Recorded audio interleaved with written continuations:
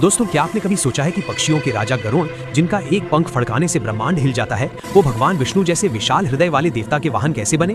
क्या ये सिर्फ एक चुनाव था या इसके पीछे छिपी है प्रतिशोध, अमृत और एक माँ के सम्मान की अद्भुत कहानी? आज के इस वीडियो में हम आपको समय के उस काल में ले जाएंगे जब आकाश में गरुड़ की गर्जना से देवता भी कांप उठते थे। चलिए जानते हैं गरुड़ देव के विष्णु वाहन बनने का पूरा रहस्य।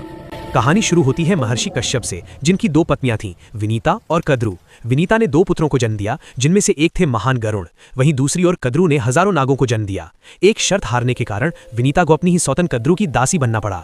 गरुड़ देव ने जब होश संभाला तो देखा कि उनकी माता गुलामी की जंजीरों में जकड़ी हुई हैं। अपनी मां का अपमान देख गरुड़ का खून खौल उठा। उन्होंने अपने भाइयों से पूछा कि उनकी माता की मुक्ति का मार्ग क्या है।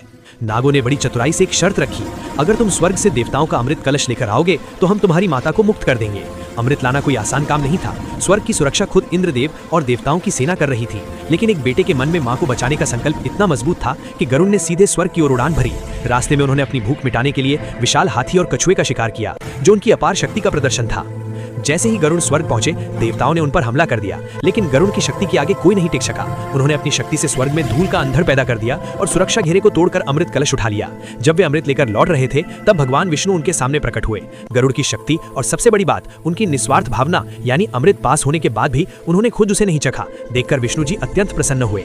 विष्णु जी ने कहा, गरुड़, तुम्हारी मातृ भक्ति अद्वितीय है, मैं तुम्हें वरदान देना चाहता हूँ। गरुड़ ने बड़े विनम्र भाव से दो वरदान मांगे। पहला, मैं बिना अमृत पिए ही अमर हो जाऊं, और दूसरा, मुझे आपका स्थान अपने ऊपर मिले।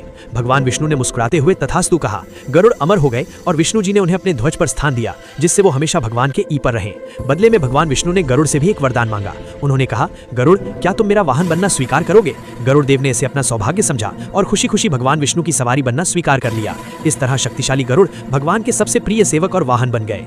तो दोस्तों, ये थी कहानी उस अटूट विश्वास और भक्ति की, जिसने एक पक्षी को देवताओं के भगवान का सारथी बना दिया। गरुड़ देव की ये कथा हमें सिखाती है कि अगर इरादे नेक हों और मन में माता पिता के प्रति सम्मान हो, तो ईश्वर खुद आपके साथ चलने को तैयार हो जाते हैं। अगर आपको ये जानकारी पसंद आई हो तो वीडियो को लाइक करें और कमेंट में जय श्री हरि विष्णु और जय गरुड़ देव लिखना ना भूलें।